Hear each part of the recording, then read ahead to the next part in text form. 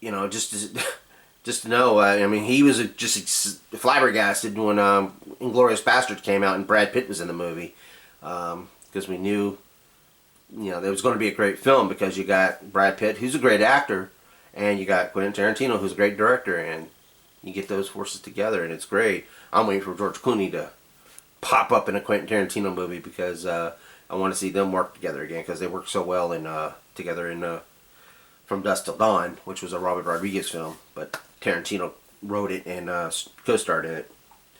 But again, I said this movie just opened up the floodgates for just about everybody in the industry. You know, Sam Jackson's been almost every film that Tarantino had made after this film, with I think the exception of Once Upon a Time in Hollywood and Reservoir Dogs. I think it's the only movies that Sam Jackson has not appeared in. It's just, I can go on and on about this movie, which I've been doing right now for I don't know how many minutes now. But I said, between the soundtrack of this film, the dialogue, and the editing, and the structure of the film, and then of course everybody still talks about the briefcase. And the briefcase, as Tarantino plummed out said, it was a MacGuffin. It was a plot device used that was developed by Alfred Hitchcock, which he coined the phrase MacGuffin, which was the briefcase is something just to move the plot along for characters. It has really, truly nothing to do with the movie. The movie is about the characters. It's not about what's in the briefcase, which a lot of people will say that it's either Elvis's gold suit to Marcellus Wallace's soul, because when you look in the back of his Band-Aid, a lot of people think that because when it goes to the legend, that's how Satan takes your soul out, is by the back of your neck, and that's why he wears the Band-Aid on the back of his head, which just is a scar that Ben Reeves was hiding for the movie. And it was a good little little effect, little cosmetic effect for that character. But and the fact the briefcase was combination was 666, and there was this bright gold shiny light that would illuminate out of once the briefcase is open. It was only opened twice, once by John Travolta and another time by Sam Jackson in front of Tim Roth's character. But again, one of the best dialogues, though, even though it's not part, even the whole movie's my favorite, Sam Jackson's performance, though, is the cornerstone of this film. Even though, yeah, John Travolta was the lead character, or the lead actor, but Jules Winfield was the cornerstone of this film. When it comes to reciting the Bible scripture of Ezekiel, I can't remember the full 25, I think it was. I don't know. Correct me if I'm wrong on the comments down below. But even though it was retweaked a little bit by Tarantino's writing, it just still, wow, the deliverance of that line was just, and just, and then in the coffee shop scene where, he's talking to Amanda Plum's character, Alonda, just, saying, we all got to be cool. We all be a bunch of little Fonzies. And what's Fonzie? Cool. And Zactamungo. And that's one of the scenes that they used for the Oscars, when they were showing Jackson's performance in the category for Best Supporting Actor. And it just, and I can remember the people, kind of not snickering out of, snobbishness, but knowing that, damn, that was a great scene. That was just an absolutely wonderful scene. It was a fun scene to watch. And of course, another memorable part, and then before I get away from here, of course, during the bonding situation with Harvey Keitel, who is mostly responsible for Quentin Tarantino's career, and he's been in a lot of films as well in Quentin Tarantino's arsenal, playing the character Winston Wolfe, which was purposely written and structured for Harvey Keitel. It was patterned after his mannerisms and his speech pattern and the way he talks and the way, you know, he moves around on the set. And, you know, that right there is a testament of, you know, Tarantino's loyalty to, you know, person who, you know, helped give him his career, you know, and help say, hey, this kid is something, and he's a good, and he's a new director. And Harvey Keitel was always known to always work with new directors, like, you know, and he was mostly known for being in a lot of Scorsese films, like Mean Streets and Taxi Driver and The Last Temptation of Christ.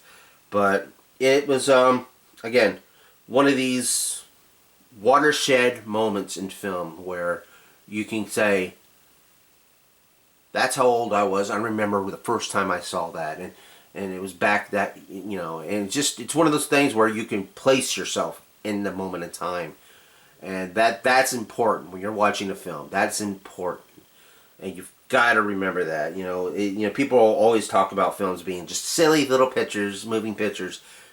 Some of them, for a lot of people, it's not. It's an important part of culture and culture in general, you know, throughout the world. Film unites a lot of people. It can divide people too. It gets people thinking, and it makes people happy when they're down. And, you know, I know there's a lot of times where I've just been down and out. You know, this past year's been rough for everybody. And you know, when I feel I'm at my worst and everything, and, you know, for some reason the thought of my brother pops up in my head, and I want to watch this movie. It almost feels like his spirit comes around and says, hey, pop in Pulp Fiction. Let's watch Pulp Fiction. And I'm always going to be thankful for this film. And I'm always thankful for Quentin Tarantino for making this film. Because it's an enjoyable film, and I will always cherish it. And as I said before, I cannot wait to show my kids when they get older. My oldest is getting ready to be old enough to watch this, so I can't wait for him to take a look at it, and I hope he loves it. But again, folks, I'm sure there's a lot of things I'm probably missing, but those are just the ones that are right off the top of my head. And again, folks, if you haven't seen this movie yet, please check it out. You know, this is one of the best films. I mean, you can go through his entire library. You can even count Natural Born Killers, which he had written a story for, and Oliver Stone directed it. True Romance, which he wrote, and Tony Scott directed, which is beautiful. He captured what Tarantino wrote. You know that. You know, Tony. Sometimes I forget that Tony Scott directed that movie because it felt like a Tarantino film. I have to say that when it comes to you know, you check out Reservoir Dogs and Once Upon a Time in Hollywood, again, Inglourious Bastards, the two Kill Bill films, Jackie Brown, in Four Rooms, From Dusk Till Dawn, and the Hateful Eight. You know, he's just got, and there's a lot of things that he did while, you know, he directed an episode of ER, mostly because of working with George Clooney. There's just other things that he did that he starred in. I said, look up his filmography on IMDb or on Wikipedia, whatever, and just, you know, you'll be floored on a lot of other things that he did do, and I highly recommend you check out a lot of his films if you have not. Alright, folks, enough of my babble. Again, folks, thank you for watching this first episode of the Movie Dawgs Show. This is pretty much how the format's going to be. I don't know how, maybe I'll evolve it to where I'm back on the camera or not. I don't know. But again, do hit that like button. That helps out a lot for this channel. And leave some comments down below. What's your favorite scene from Pulp Fiction? What's your favorite Quentin Tarantino film? You know, what's the memories that you have when the first time you watched it? You know, how old were you? And you know, the memories surrounding watching that film, you know, with people or by yourself. And, you know, and be sure to share this video. You know, share this video. I really have been wanting to do this show for some time. I had it planned in the back burner for about at least a year, 2 years. And let's get it off to a good start, folks. Physical media format will be back in a couple months. I'll have a whole new season for that. And I've, again, if you haven't yet, subscribe to this channel, folks. I mean, I don't get paid for this. I don't get any profits or anything like that. Or at least just not yet. But again, folks, do support this channel and hit that notification bell, folks, to get all the updates on when videos that I've done is loaded up there, okay? Alright, folks, again, I'm William Baxter. This has been the first episode of the movie Dawgs.